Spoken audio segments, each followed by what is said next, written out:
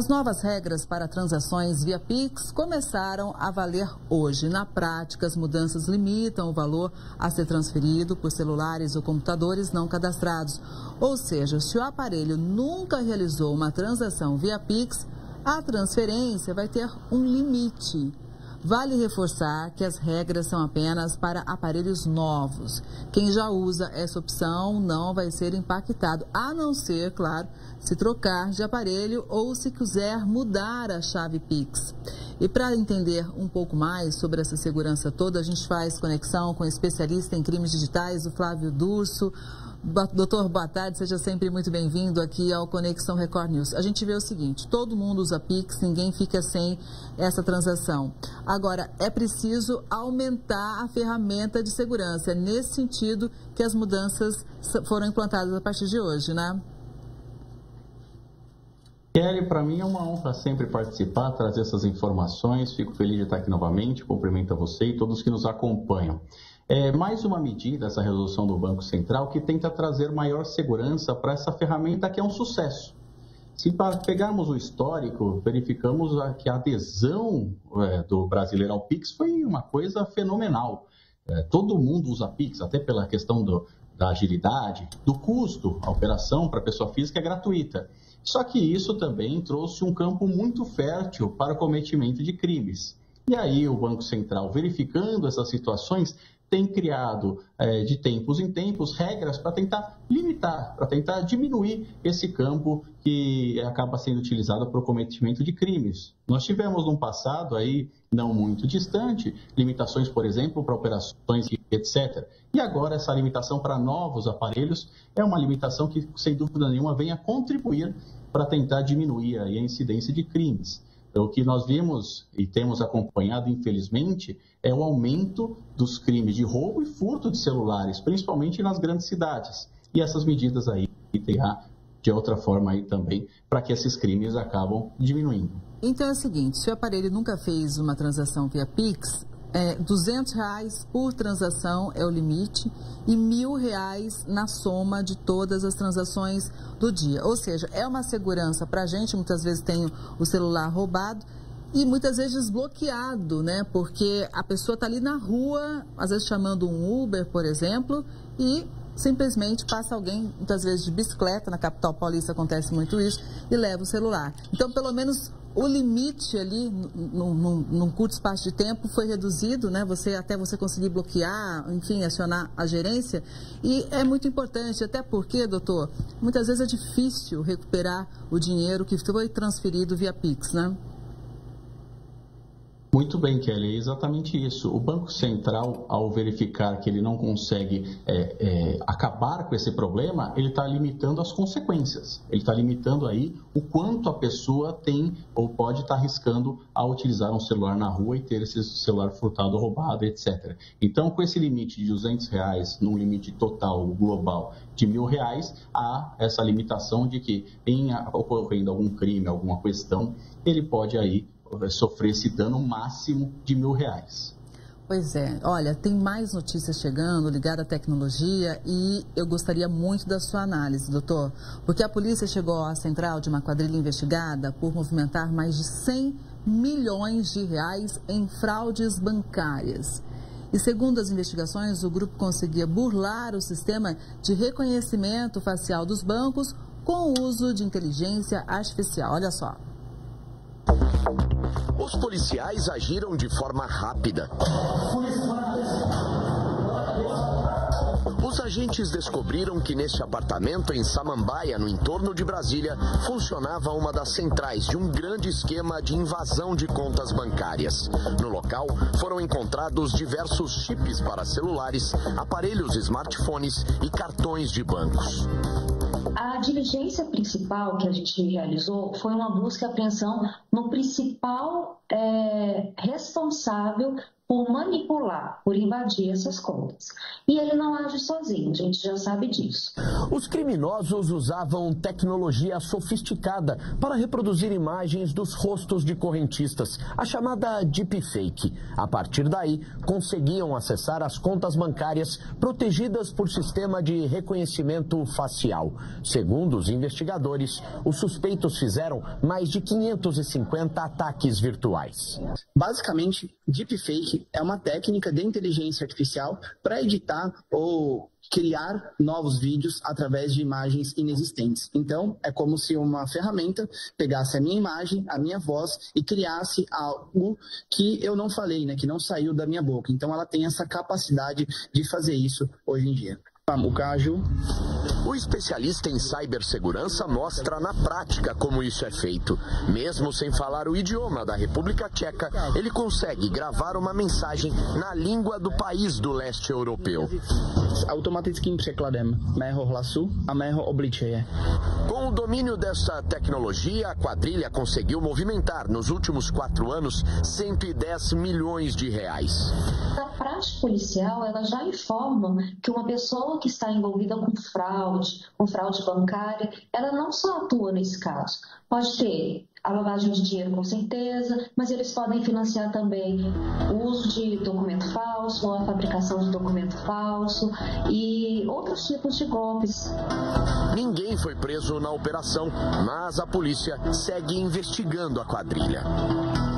O que precisa de maneira urgente é realmente a gente estabelecer as regras para que se utilize a inteligência artificial de maneira ética e regulamentada. Porque o que a gente está vendo agora, a gente consegue entender. Daqui a pouco não consegue controlar. Então não sei qual vai ser o futuro.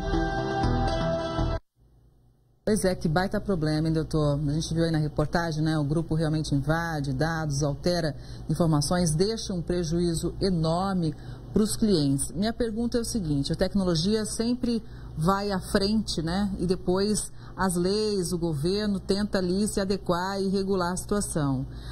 Atualmente, o Brasil já discute essa questão da inteligência artificial ou a gente ainda tem um longo caminho a percorrer? Sua pergunta é muito boa e nos traz uma reflexão. O que acontece é um desenvolvimento da tecnologia e novos problemas, mas o problema sempre existiu. Nós tivemos um caso que ficou informado pela mídia de uma quadrilha que se utilizava de um balão de aniversário, de festa, e ali ele colava a foto de uma pessoa impressa num tamanho maior para fazer esse reconhecimento facial e abertura de contas junto aos bancos. Essa questão do deepfake é um grande problema. É lógico que ela pode ser usada para o bem, para coisas positivas, inclusive foi usada para propaganda com a criação de imagem de uma pessoa já falecida. Todavia, por outro lado, nós temos esse grande problema que ele pode ser usado para coisas negativas. Se esperava, inclusive, que fosse mais utilizado na campanha política, o que foi uma coisa positiva, não foi utilizada essa questão de... E o Brasil está no momento de análise para a criação de uma lei que vai regular tudo isso, regulamentar essa utilização da inteligência artificial, que é um problema que não é só brasileiro, é um problema mundial. Houve o caso de uma empresa em que o indivíduo do setor de pagamento entrou numa reunião virtual e recebeu ali com 3 ou 4 pessoas uma ordem para fazer uma transferência de um alto valor, milhões de dólares. Depois de realizar a transferência, foi constatado que, na verdade, aquela reunião não tinha ninguém. As pessoas que estavam ali eram produzidas por inteligência artificial e houve esse grande prejuízo para essa empresa. Então, fico alerta de que todo cuidado é pouco e não adianta mais você falar, eu ouvi. Precisa sempre ter uma atenção maior, principalmente quando as coisas acontecem pela internet. Pois é, doutora, mas como é que fica a responsabilidade dos bancos, né? Uma vez que, como o senhor mesmo disse agora há pouco, até uma foto colada num balão já serviu, né, para fraude. Como é que fica, então, a responsabilidade dos bancos nesse caso? Só a gente fica com prejuízo? Não, aí o judiciário vai analisar especificamente o caso, mas ao se verificar que houve alguma falha na prestação do serviço, então na questão do reconhecimento facial, da análise para abertura da conta ou para a realização de uma transferência, aí sim o banco pode ser sim responsabilizado, mas tudo depende de caso a caso se realmente fica constatado uma falha nessa prestação de serviço. Doutor, assim como a gente mostrou agora há pouco, né, que a partir de hoje tem mudança no Pix para deixar a transferência mais segura, um valor menor para aparelhos novos, a tendência natural é de que novas ferramentas de segurança também sejam adotadas pelos bancos por causa justamente da inteligência artificial? Exatamente, a tecnologia ela traz novos problemas, mas esses problemas são solucionados geralmente pela própria tecnologia, que também ao se desenvolver consegue analisar melhor essas informações, essas condições, essas características, identificar eventualmente fraudes, falhas. É o que a gente vê, por exemplo, em textos produzidos por ChatGPT. A inteligência artificial produz um texto e aí também ela consegue analisar e dizer, olha, esse texto eventualmente pode ter sido criado por inteligência artificial. É lógico que isso é uma briga de gato e rato. A inteligência artificial vai se desenvolvendo e aí, com isso, também há uma necessidade de se desenvolver melhor essas ferramentas de análise para conseguir identificar eventuais irregularidades. Bom, já que a própria tecnologia traz o problema e, ao mesmo tempo, a solução, olha esse caso, doutor. Uma plataforma criada pelo Conselho Federal de Medicina tenta acabar com a emissão de atestados falsos. O site vai permitir que empresas, médicos e pessoas físicas consigam descobrir se o documento é mesmo verdadeiro. Praça da Sé, região central da capital paulista. Nosso produtor, com uma câmera escondida, procura por um atestado médico falso. Ele se aproxima de um homem que anuncia a compra e venda de ouro e faz o pedido.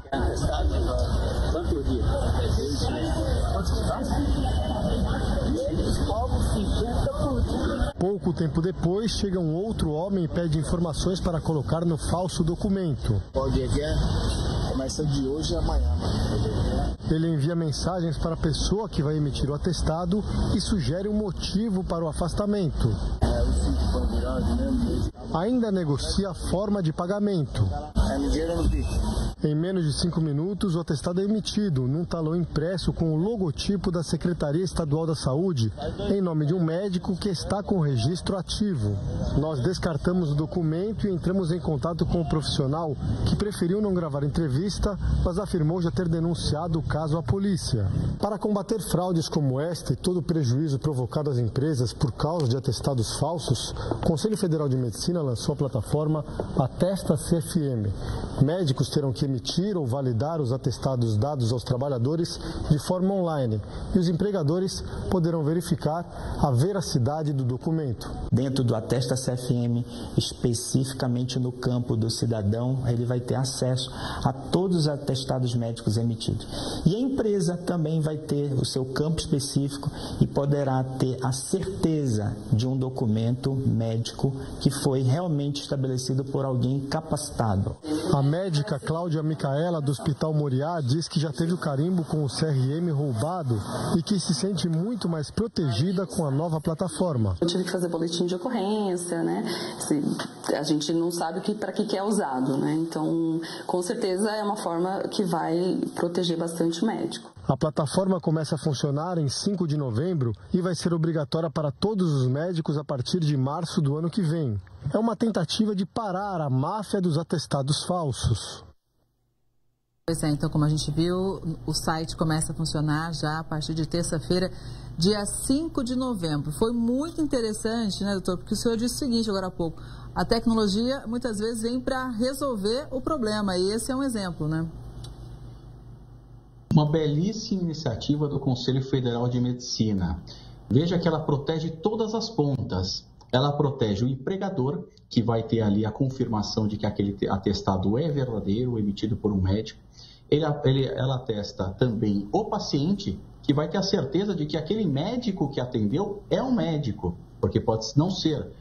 E mais, de que ele não está com nenhum problema, de que ele não teve, por exemplo, seu direito de atuação profissional cassado. Então, para a pessoa também é positivo. E também é positivo para o próprio médico. O exemplo do vídeo é muito feliz nesse sentido, é demonstrar que aqueles casos de furto, de roubo, do papel timbrado, do carimbo e etc., tende a acabar, porque não vai ter mais funcionalidade. A partir do momento que o atestado é emitido dentro dessa plataforma, dentro dessa ferramenta, não há mais por que se roubar ou furtar esses documentos. E aí o médico, emitindo esse atestado por dentro da plataforma, ele vai estar seguro de que as coisas funcionaram de acordo com o que determina a regra.